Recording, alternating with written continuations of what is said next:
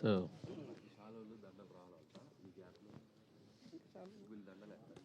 So regional Rajamouli గారు ఇప్పుడే అన్న మనోభావాలు దెబ్బతీస్తారేమో అని మొదలెట్టేశారు అప్పుడే. లేదు సార్, రీజనల్ సినిమాని 300 కోట్లు, ఆయన పానింటి సినిమాని 1000 కోట్లు చేస్తే మీరు రీజనల్ సినిమాని 300 కోట్లు చేశారు కాబట్టి పైగా ఆయన కంటిన్యూ సక్సెస్లు, మీరు కంటిన్యూ సక్సెస్లు. సో అంచేత మిమ్మల్ని ఆయనతో పోల్చడం కాదు. సో రీజనల్ రాజమౌళి గారు మీరు, సో మీ గురించి చెప్పేది అడిగేది ఏం లేదు. కంగ్రాట్స్ మరోసారి చెప్పడం తప్పించి. రీజనల్ రావిపూడి అనండి ప్లీజ్. సో ఎందుకంటే ఆయన ఈజ్ లైక్ రాజమౌళి గారు is a Jain personality. So నాకు ఆయనతో అస్సలు ప్లీజ్, అంటే ఆయన వెనక ఎక్కడో పక్కన అంటే okay, but I'm happy with this. Okay, LVR గారికి ఇవ్వండి సార్. ఎల్వీఆర్ గారు మీ అందరితో కూడా ఎక్కువ ఫోన్లో టచ్లో ఉండవు, కానీ చూడడం ఇదే ఫస్ట్ టైం అందరినీ. మిమ్మల్ని చూస్తూనే ఉంటామండి. మీ ఇంటర్వ్యూలు, మీ రివ్యూలు చూడకుండా మేము ఏ రోజు నిద్రపోమండి. మూర్తి గారిని చూడకుండా మేము పడుకోం. లేదు కానీ అంటే మీరు ఇందాక స్పీచ్లో మాట అన్నారు, చాలా కాలం ఏంది డిస్ట్రిబ్యూటర్లు 20% కమిషన్ తిని అని చెప్పి. కరెక్టేనండి. కానీ గత 2 ఏళ్ళుగా చాలా పెద్ద సినిమాలు వచ్చాయి, చాలా పెద్ద పెద్ద అంకెలు పోస్టర్లు వేసిన సినిమాలు వచ్చాయి. కూర్చో సరే, పోస్టర్లు వేస్తున్నారు,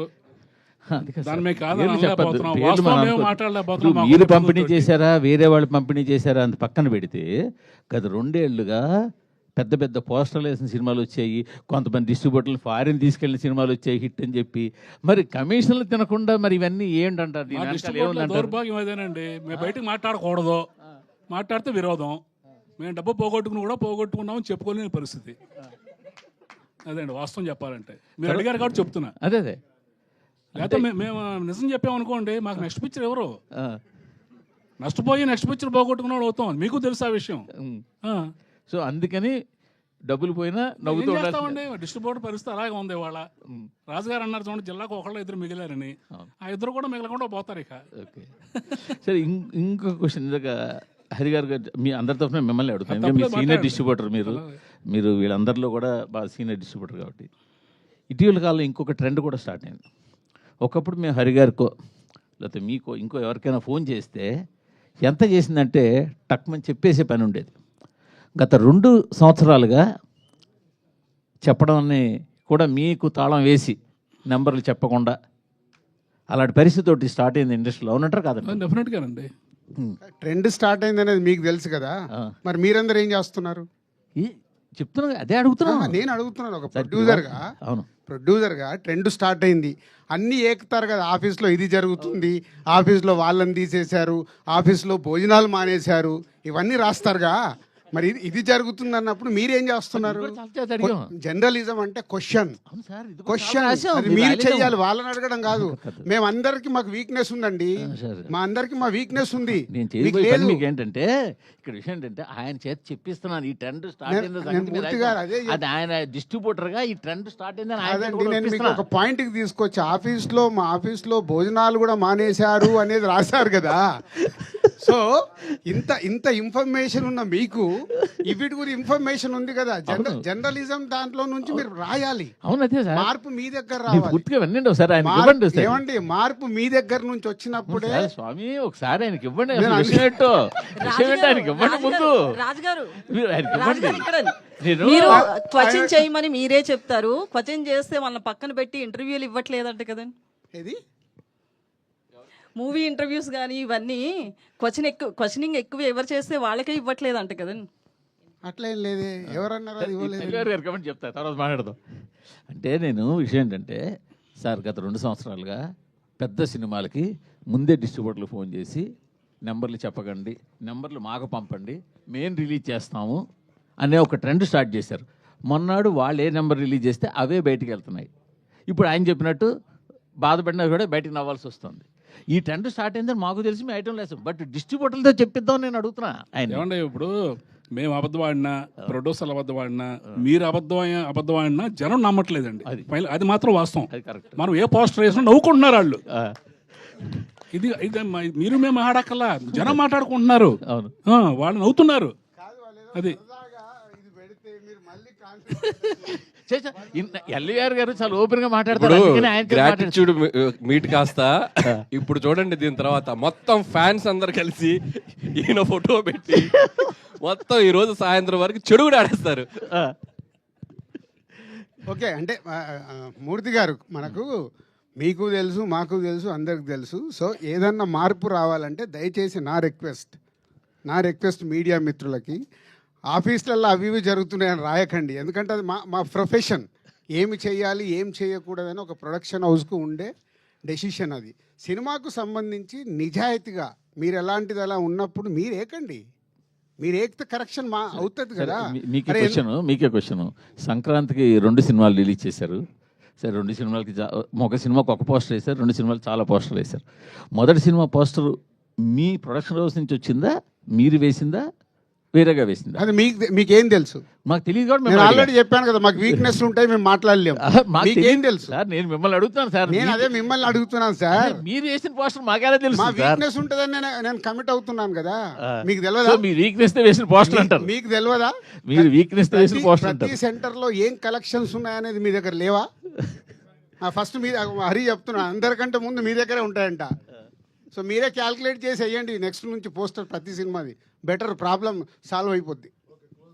సార్, సంక్రాంతికి వస్తున్నాం అనే సినిమా అనిల్ రావుపూడి గారికి 8వ హిట్ ఇచ్చింది కాబట్టి అది పెద్ద గొప్ప విషయం కాదు. వెంకటేష్ గారిని సీనియర్ హీరోస్లో ఇప్పుడు టాప్లో నిలబెట్టింది, అది పెద్ద గొప్ప విషయం కాదు. ఏంటి గొప్ప విషయం అంటే దిల్ రాజు గారిని నిలబెట్టింది ఆ సినిమా.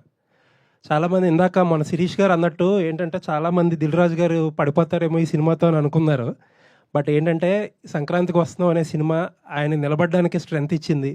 మళ్ళీ ఇంకా సినిమాలు తీయడానికి, ఇంకో 10 సంవత్సరాల సినిమాలు తీయడానికి అనేది కాన్ఫిడెన్స్ ఇచ్చింది. చాలామంది ఏంటంటే ఈ ప్రొడక్షన్ హౌస్లు బాగా ఎక్కువ సినిమాలు తీసే ప్రొడక్షన్ హౌస్లు అంతకంతకే తగ్గిపోతున్నాయి. దిల్ రాజు గారు అలాంటి దిల్ రాజు గారు నిలబడ్డారంటే కంటిన్యూస్గా సినిమాలు తీస్తారు, ఇండస్ట్రీ అలా రన్ అవుతూ ఉంటుంది. అందుకు సంక్రాంతికి వస్తున్నాం అనే సినిమా గొప్ప సినిమా. థ్యాంక్ యూ అండి, థ్యాంక్ యూ. అది నిజమండి. అంటే ప్రతి సినిమా ద్వారా ఒక మినిమం 500 మంది ఎవ్రీ డే బ్రతుకుతారు. సో మేము ఎన్ని ఎక్కువ ప్రొడక్షన్ చేయగలిగితే అంతమందికి భోజనం దొరుకుతుంది. ఈ లాజిక్ చాలామంది మర్చిపోతారు. సో ఇవాళ మనకు 150 సినిమాలు తెలుగు ఫిలిం ఇండస్ట్రీలో మన ఇన్కమ్ ట్యాక్స్లతో జరిగిన కాన్వర్సేషన్ చెప్తాను. వాళ్ళు అడిగాడు ఆయన, ఎందుకు ఇన్ని సినిమాలు వస్తాయి మరి ఎందుకు మీరు ఇన్ని ఫ్లాపులు అని చెప్తుంటారంటే 90% ఫ్లాపులు సార్ అని లాస్ట్ ఇయర్ది షీట్ ఇచ్చా. ఎందుకో లాస్ట్ ఇయర్ది నేను తెప్పించా 2024 షీట్. ఆయనకి ఇస్తే వాళ్ళు ఆశ్చర్యపోయారు, మరి ఎందుకు తీస్తున్నారు ఈ సినిమాలు? ఒక్కొక్కరిది ఒక్కొక్క అంబిషన్ సార్. సినిమాలు జరుగుతూనే ఉంటాయి, మాకు అలా కాదు. సక్సెస్ సినిమా తీయడానికి ఎంత కష్టపడాలనేది మాకు తెలుసు. దానికోసమే ప్రయత్నం చేస్తాం. దాంట్లో కొన్ని సక్సెస్లు వస్తాయి, అప్పుడప్పుడు క్యాచ్ అవుతాం. రాజుగారితో ఒక 1 year బ్యాక్ ఒక ఇంటర్వ్యూ చేశాను నేను. ప్రొడ్యూసర్స్ అందరినీ కూర్చోబెట్టి అడిగితే సేమ్ ఇదే క్వశ్చన్ అడిగి, అంతకంతకి ఒకప్పుడు ఎంతమంది డిస్ట్రిబ్యూటర్లు ఉండేవారు, ఇప్పుడు 10-15 మందికి వచ్చేసారంటే ఆయన బ్లంట్గా ఒక మాట అన్నారు. ఏంటంటే నెక్స్ట్ 2-3 ఏళ్ళలో వీళ్ళు కూడా ఉండరు, మనం బాలీవుడ్లో లాగా అవుట్ రైట్ రిలీజ్ చేసుకోవాల్సిందే, మనమే కార్పొరేట్ లాగా మల్టీప్లెక్స్లతోనే అయ్యింది టైఅప్ అయ్యి, అలాంటి స్టేజ్ నుంచి ఇక్కడ ఎంతమందిని స్టేజ్ ఎక్కించారు. సో ఈ సినిమా అచీవ్మెంట్లో అదొకటి. యా, అది ఇందాక అన్నాను కదండి. అంటే ఏరియాల వారిగా డిస్ట్రిబ్యూటర్లు చాలామంది ఉండేవాళ్ళు మెల్లిగా కనుమరుగవుతూ కొందరే, అంటే వీళ్ళు కూడా ప్యాషన్తోనే, వీళ్ళకు కూడా ప్యాషన్ పోయిన రోజు వీళ్ళు మానేస్తారు. వీళ్ళ ఫ్యామిలీస్ ఆల్రెడీ వెనకకు లాగుతూనే ఉన్నారు, మీకు ఇంత స్ట్రెస్ అవసరమా, ఆపేసేయండి అని. ఎందుకంటే డిస్ట్రిబ్యూటర్కి సక్సెస్ వచ్చేది చాలా తక్కువ పర్సెంటేజ్లోనే సక్సెస్ వస్తుంది. దాంట్లో కూడా నిలబడడం అంటే ఇట్స్ నాట్ ఏ జాబ్. రాజు గారు ఇంతకుముందు అంటే కోవిడ్కి ముందు పెద్ద హీరోల సినిమాలు ప్రతి నెల ఒక రెండు ఫిల్మ్స్ వచ్చేవి, మీడియం రేంజ్ 2-3 ఫిల్మ్స్ వచ్చాయి. సో సక్సెస్ రేటు చాలా ఎక్కువ ఉండేది, ఎందుకంటే ఎక్కువ నెంబర్ ఆఫ్ సినిమాస్ వస్తాయి, గ్యారంటీ ఎక్కువ ఉంటుంది పెద్ద హీరోలు కానీ మీడియం రేంజ్ హీరోలు కానీ చేస్తే. ఇప్పుడు చూస్తే జనవరిలో 3 సినిమాలు వచ్చినాయి, ఫిబ్రవరిలో 1-2 ఉన్నాయి రీజనబుల్ ఫిల్మ్స్. ఇట్లా ఒకప్పుడు 5-6 హిట్ వచ్చే పొటెన్షియల్ ఉన్న సినిమా ఉంటే ఇంతకుముందు, ఇప్పుడు హిట్ వచ్చే పొటెన్షియల్ సినిమా 1-2 ఉంటున్నాయి ఎవ్రీ మంత్. అంటే ఇంత తగ్గటానికి కారణం ఏంటి? అండ్ ఫ్యూచర్లో ఎక్కువ సినిమాలు తీసి పెద్ద హీరోలు మీడియం రేంజ్ హీరోలు ఎక్కువ సినిమాలు తీస్తే తప్పితే ఇండస్ట్రీ వోంట్ సర్వైవ్. మీరు దీని కరెక్షన్కి ఏదన్నా చేస్తున్నారు? అంటే యాక్చువల్ అండి అది ఇప్పుడు నంబర్స్ పెరిగిపోయాయండి. ఇప్పుడు స్టార్ సినిమాలు ఏమైందంటే 400 crores 500 crores బడ్జెట్కి వెళ్ళిపోవడం వల్ల వాళ్ళు ఆ ఒక్క సినిమా మీదే ఫోకస్ చేస్తున్నారు. అంటే ఆ సినిమా ఆడలేదనుకో చాలా డ్యామేజ్ జరుగుద్ది. కాబట్టి మనకు స్టార్ సినిమాలు మనం ఇప్పుడు చూసుకుంటే ఉన్న టాప్ స్టార్స్ అందరూ 2 yearsకి ఒక ఫిలిం వస్తుంది. సో అది కరెక్షన్ మళ్ళీ ఇంతకుముందు కోవిడ్కి కానీ కోవిడ్ ముందు కానీ జరిగింది. ఇప్పుడు Prabhas continuous doing 3 films, Bunny wants do in a year 2 films. ఇట్లా వాళ్ళు స్టార్ట్ అవుతున్నారు. స్టార్ట్ అయ్యి కరెక్ట్ అవుతే మళ్ళీ 26, 27 నుంచి డెఫినెట్గా ప్రతి హీరో సినిమా ఒకటి రిలీజ్ అవ్వాలి. అయినప్పుడు ఆటోమేటిక్ స్టార్ సినిమా ఒకటి, మిడ్ రేంజ్ హీరోల సినిమాలు 2 films ఇలా వచ్చినప్పుడు ఆటోమేటిక్ సక్సెస్ పర్సంటేజ్ పెరిగే అవకాశం ఉంటుంది. అది ఒకటే సొల్యూషన్. హరిగారు సంక్రాంతికి రిలీజ్గా అవ్వగానే రాజు గారి ఐటీ జరిగింది. ఇప్పుడు మీరు డిస్ట్రిబ్యూటర్ గారెంటీ మీట్ పెట్టారు. దీని తర్వాత మీ అందరి డిస్ట్రిబ్యూటర్ మీద ఐటీ రైట్స్ జరిగే అవకాశం ఉందనుకుంటున్నాను. డిస్ట్రిబ్యూటర్స్ దగ్గరికి ఐటీ రైట్కి వస్తే నెంబర్లు చెప్పారు కదా మొత్తం. అదే డిస్ట్రిబ్యూటర్స్ దగ్గరికి వస్తే అదే డిస్ట్రిబ్యూషన్ అనేది ఒకప్పుడు ఎలా ఉన్నదో తెలియదు కదండి. జిఎస్టీ వచ్చాక ఐటీ వాళ్ళకంటే వైట్కి ఎక్కువ ఇంట్రెస్ట్ మేము చూపిస్తున్నాం. ఎందుకంటే మాకు 18% సినిమా రిలీజ్ తర్వాత రికవరీ ఉంటుంది. అంటే మేము పంపించే ప్రతి రూపాయికి ప్రతి 1 lakhకి 18,000 ఇన్వాయిస్ వస్తుంది మాకు, జిఎస్టీ ఇన్వాయిస్. అందుకని మేము క్యాష్ని తీసుకెళ్ళి బ్యాంకులో డిపాజిట్ చేసి అయినా ట్రాన్స్ఫర్ చేస్తాం, కానీ క్యాష్ ఇచ్చే రోజులు పోయినాయి. ఎందుకు అంటే అది మా సేఫ్టీ. ఒక సినిమా పాత రోజుల్లో ఒక సినిమా రిలీజ్ అయిపోయి ఏదన్నా తేడా వస్తే మాకు ఇంకేం రాదండి, అంతటితో ఆగిపోయేవాళ్ళం. అంటే రూపాయి కూడా రొటేషన్ కూడా ఉండేది కాదు. ఇప్పుడు లక్కీగా జిఎస్టీ పుణ్యం అని చెప్పి మాకు ఒక సినిమా ఏదైనా తేడా వస్తే ప్రొడ్యూసర్స్, ప్రతి ప్రొడ్యూసర్ మన తెలుగు ఇండస్ట్రీలో ఏ ప్రొడ్యూసర్ అయినా సినిమా తేడా వస్తే జిఎస్టీ ఇన్వాయిస్ వితిన్ 1 monthలో ఇచ్చేస్తున్నారని. ఇచ్చినప్పుడు మాకు 18% ఇన్వాయిస్ రూపంలో డబ్బులు వస్తుంది. ఆ ఇన్వాయిస్లు మేము థియేటర్స్కి ఇస్తే వాళ్ళు మాకు క్యాష్ ఇస్తారు. క్యాష్ మీన్స్ వైట్లో ఇస్తాం. అంటే ఆ అమౌంట్ ఒక 1 crore మాకు 1 crore ఇన్వాయిస్ వస్తే 18 lakhs మా బ్యాంక్లో ఉన్నట్టు. ఇది చాలా హ్యాపీ. అందుకని మేము ఏదన్నా చిన్న సెంటర్ అంటే జిఎస్టీ పరిధిలో లేని థియేటర్స్ చాలా ఉంటాయి, అంటే సెంటర్స్లో అక్కడ 5,000 10,000 కలెక్షన్లు వస్తే 1 లక్ష 2 లక్షలు చేరితే కూడా దాన్ని తెచ్చి అకౌంట్లో వేసే కొడతాం మేము, ఎందుకంటే మాకు ఇన్వాయిస్ కావాలి.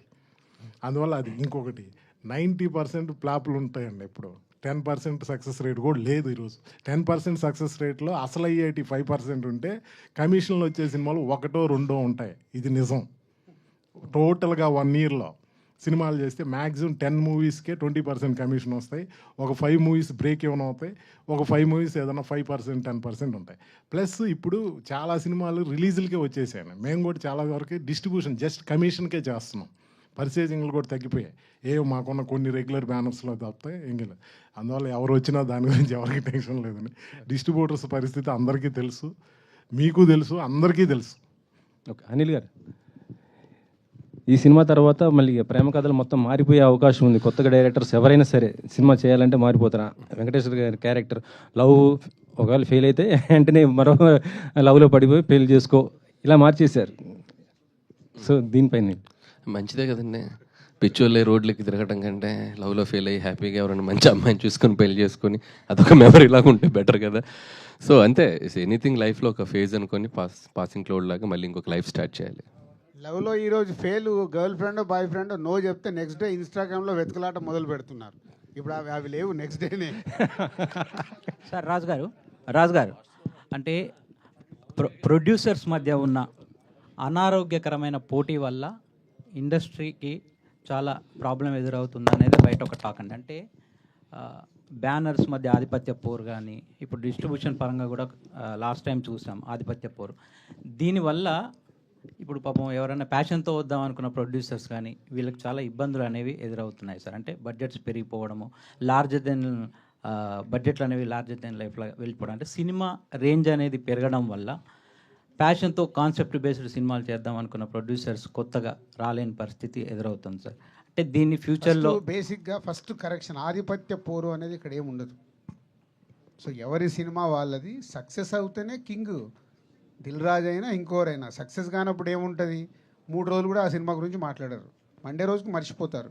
సో సక్సెస్ఫుల్ తీయటానికి వర్క్ చేయాలి, కానీ ఇక్కడ ఆధిపత్య పోరు అనేది మన తెలుగు ఫిలిం ఇండస్ట్రీలో లేదు. నో సార్, అంటే ఇన్ ద సెన్స్ ఏంటంటే ఇప్పుడు మీరు ఒక హీరోతో ఒక మిడ్ రేంజ్ హీరోతో మీరు తక్కువ రెమ్యునేషన్ ఇచ్చి మీ సినిమాకి పెట్టుకుంటారు సార్. యాక్చువల్గా మీరు కంఫర్టబుల్గా సినిమా చేస్తారు. బట్ మీ కాంపిటీషన్ లేకపోతే ఇంకో బ్యానర్ ఉంటుంది, వాళ్ళు మీరు ఒక 40 కోట్లలో చేసిన సినిమాను ఇప్పుడు వాళ్ళు 70-80 కోట్లలో ఆ హీరోతో సినిమా చేస్తున్నారు. దాని రిజల్ట్ అనేది ఎంత వస్తుందో తెలియదు సార్. బట్ ఆ హీరో నెక్స్ట్ మీ బ్యానర్లో చేస్తున్నప్పుడు మీరు 40లో చేసిన హీరో నెక్స్ట్ ఇమీడియట్గా అతను కూడా మళ్ళీ 70-80 కోట్లు అడిగినప్పుడు దాని ఇంపాక్ట్ అనేది మీ బ్యానర్ మీద పడుతుంది కదా. నేను అడుగుతుంది వర్కౌట్ కాకుండా నేను ఎందుకు తీస్తాము? వర్కౌట్ అవుతాను ఎవరైనా. ఇప్పుడు నువ్వు జీలో పని చేస్తున్నావు, నీకు ఇంకో కంపెనీలో శాలరీ ఇస్తారు, నువ్వు మార్చుకొని వెళ్ళవా?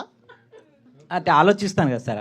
అంటే దాని బ్యాక్గ్రౌండ్ అదంతా. ఎస్, 2 లక్షలు ఇస్తామంటే వెళ్ళిపోతావుగా. ఎందుకంటే నీ దగ్గర కెపాసిటీ ఉంది, జర్నలిస్ట్గా నువ్వు పని చేస్తావంటే పక్క ఛానల్ నీకు ఆఫర్ ఇస్తారు. ఇక్కడ కూడా అంతే వాల్యూ. ఆ హీరోతో సినిమా ఆ హీరోతో సినిమా తీస్తే ఈ బడ్జెట్లో వర్కౌట్ అవుతుంది అనుకున్నప్పుడు తీస్తారు. ఎవరిని మనం ఆపలేము. అందుకే ఇక్కడ ఆధిపత్య పోరు ఉండదు అని చెప్పింది నీకు. ఫస్ట్ అక్కడ కరెక్ట్ చేశా. సాయి గారు సో సాయి గారు సో అనిల్ గారికి కంటిన్యూగా హిట్లు ఫ్లాప్ లేని డైరెక్టర్. బట్ అయినా కూడా ట్రోల్స్ జరుగుతున్నాయి అంటే ఎవరైనా కావాలని చేస్తున్నారు అనుకుంటున్నారా? మీరేం నోటీస్ చేశారు ట్రోల్స్ అన్ని చూసాక? పనులున్న చెట్టుకు రాళ్ళు పడతాయి అంతే. మీరు చెప్పండి. ఫేమస్ లేకుండా ఎవరు పట్టించుకోరమ్మా. ఫేమస్ ఉన్నారు కాబట్టి పట్టించుకుంటారు. ఫేమస్ అయ్యాడు ఏం చేస్తారు పాపం. నాది సేమ్ డైలాగ్. సో అనిల్ గారు, సో నేను ముందే చెప్తున్నాను, ఇది కాంట్రవర్సీ క్వశ్చనే, మా జర్నలిస్టులకు సంబంధించింది. అయితే ఒక మూవీ ప్రమోషన్స్లో మీడియా పాత్ర కూడా ఉంటుంది. కానీ ఆ మీడియాలో 4-5 తలకాయలనే మీరు ఎందుకు చూస్తున్నారు? మిగతా వాళ్ళని ఎవరూ పట్టించుకోవట్లేదు అనేది కొంతమంది ఆరోపణ. ఇప్పుడు మీరు స్టేజ్ మీద మాట్లాడుతూ కూడా 4-5 చెప్పారు. సో ప్రమోషన్స్లో 4-5 చాలా మీకు కరెక్ట్ ప్రశ్న మామూలుగా సంధించలేదు. నేను దీని తరపున మీకు చెప్పాల్సింది ఏంటంటే, నాకు 4-5 వారంలో అప్పుడప్పుడు నాతో ఫోన్లు చేసి పర్సనల్ గా శాటిలైట్ ఛానల్స్ వదిలేస్తున్నారు, పెద్ద పెద్ద పేపర్స్ వదిలేస్తున్నారు. అన్ని చెప్పానమ్మా. మీడియా అంటే అన్ని కదా. కానీ నేమ్స్ చెప్పారు కదా. నేమ్స్ అంటే నాకు ప్రతి ఒక్కరి పేర్లు ఎక్కడ చెప్పమంటారు? ఇప్పుడు ఈనాడులో పనిచేసే 4 చెప్పకూడదు ఏమండి? వాళ్ళు నాతో రోజు టచ్ లో ఉంటారు. అప్పుడప్పుడు మీరు తిన్నారా, మీరు బాగున్నారా, మీరు ఎప్పుడన్నా బాధపడుతుంటే ఎప్పుడన్నా నాకు ఫోన్ చేసి పలకరించారా, నాకు మొన్న జ్వరం వచ్చింది, నాకు మొన్న చెప్పేది వినండి. మొన్న నాకు ఆ మధ్య ఫీవర్ వస్తే మూర్తి గారు బాగున్నారండి, హెల్త్ అలా ఉందని అడిగారు. మీరు అడిగారు ఫేస్ టు ఫేస్ అడిగారండి. ఏమయ్యా ఆధిపత్య పోరు ఇక్కడ ఉంది. అసలు ఆధిపత్య పోరు ఇక్కడ ఉంది రమేష్ గారు, ఇక్కడ కాదు. టు బీ హానెస్ట్ అందరు, నేను అందుకే పేర్లు నాకు కొన్ని స్ట్రైక్ అవుతాయి. కొన్ని మీ పేరు లక్ష్మి నాకు గుర్తుంది, ఇందాక ఫ్లోలో మిస్ అయ్యాను. లక్ష్మి గారు చాలా థ్యాంక్ యూ, చాలా థ్యాంక్ యూ. రాజు గారు మీరు గతంలో ఒక సినిమా స్టార్ట్ చేశారు వి వినాయక్ గారు హీరోగా. అది ఎందుకో కారణాల వల్ల అవ్వలేదు. కానీ మా కోరిక ఏంటంటే అనిల్ గారు హీరోగా ఒక సినిమా చేస్తే బాగుంటుంది. డెఫినెట్ గా అనిల్ యాక్టర్ అవుతాడు. ఎలాంటి యాక్టర్ అవుతాడో తెలియదు కానీ ఫస్ట్ లాంచ్ చేసేది ఎస్విసిలోనే. అది అగ్రిమెంట్ ఉంది. అది ఆయన యాక్టింగ్ చేస్తే ఎస్విసిలోనే. రాజుగారు, సినిమా నిర్మాతలు ఓన్లీ నిర్మాణ బాధ్యతలు మొత్తం ఫండింగ్ అంతా తను భారం మోయకుండా డైరెక్టర్ని అలాగే మెయిన్ లీడ్ ఎవరైతే ఉన్నారో ఎక్కువ రెమ్యునరేషన్ తీసుకునే వాళ్ళను కూడా ప్రొడ్యూసర్స్గా వాళ్ళను కూడా భాగస్వాములను చేస్తే నిర్మాతలకి భారం తగ్గుద్ది. నిర్మాతలు రెడీగా ఉంటారండి అలా చేసుకుంటే. నిర్మాతకు గోల్డెన్ ఆపర్చునిటీ అది. బట్ అది అంటే సిస్టమ్ అందరది సెట్ అయినప్పుడే చేయగలుగుతారు. బట్ అది ఇప్పుడు బాలీవుడ్లో ఉంది. స్టార్ట్ చేయకూడదు. మెల్లిగా ఇక్కడ స్టార్ట్ అయింది. ఇప్పుడు మొన్న నాకు తెలిసి పుష్ప 2 అలాగే చేశారనుకుంటాను. సో మెల్లిగా స్టార్ట్ అవుతుంది. అది అయినప్పుడు డెఫినెట్గా ప్రొడక్షన్ హౌస్కి అడ్వాంటేజ్, అది బరువు తగ్గుతుంది. సో అవ్వాలని కోరుకుంటున్నాను నేను కూడా. అలాగే నిర్మాణ బాధ్యతల్లో అలాగే స్క్రిప్ట్లో కానీ అన్నిట్లో కూడా ఒక నిర్మాతగా మీరు ఇన్వాల్వ్ అవుతుంటారు. అలాగే నిర్మాతలు హీరోలు ఇన్వాల్వ్ అయిన సినిమాలు చాలా వరకు కూడా దెబ్బతిన్న సంఘటనలు కూడా మనం చూసాం. ఏది కరెక్ట్ అంటారు? నన్ను కూడా చాలా మంది తిట్టుకుంటారు అనుకుంటావు అని, రాజుగారని ఇట్లా ఇరుకుతారు అని. సో సినిమా అనేది విజన్, జడ్జిమెంట్, అది వేవ్ లెంత్లో ఉన్నప్పుడు. ఇందాక నేను అనిల్ గురించి చెప్పాను, 6 సినిమాలు తీసాం. మా మధ్యలో నాకు తెలిసి ఈ రోజు వరకు ఎప్పుడు ఆర్గ్యుమెంట్ అనేది కూడా జరగల. అసలు క్రియేటివ్ డిఫరెన్స్ లేదు, ఫైనాన్షియల్ డిఫరెన్స్ అసలు లేదనుకోండి. సో అది ఉన్నప్పుడు ఏమవుతుందంటే ఆ వేవ్ లెంత్ కరెక్ట్గా ఉండి ఇద్దరు ఒకటేలాగా ఆలోచించినప్పుడు రిజల్ట్ వస్తుంది. లేకుంటే ఏమవుతుందంటే రిజల్ట్ రాలేదనుకో ఒకరి మీద ఒకరు వేసేసుకుంటారు. నేను ఇది చెప్పాను చేయలేదు, నేను ఇలా చేయమన్నాను చేయలేదు, అలా బ్లేమింగ్స్కి వెళ్తాయి. సో అందుకే చాలామంది క్వైట్గానే ఉంటారు.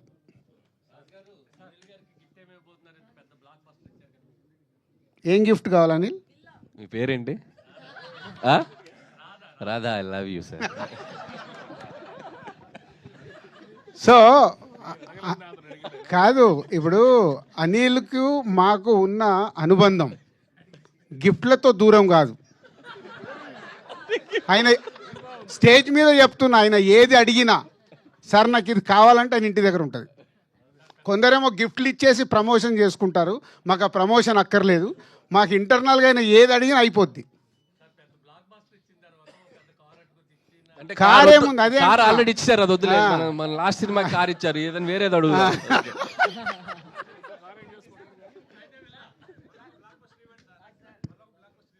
ఆయన మనకి ఇవ్వాలి, మనం ఆయనకి ఎక్కడ ఇస్తాము? మాకు బ్లాక్ బస్టర్లే కావాలని అడుగుతున్నాం. Thank you very much. Thank you అందరికీ. ఒక చిన్న ఫెయిల్ స్టేషన్ అనుకోవచ్చు.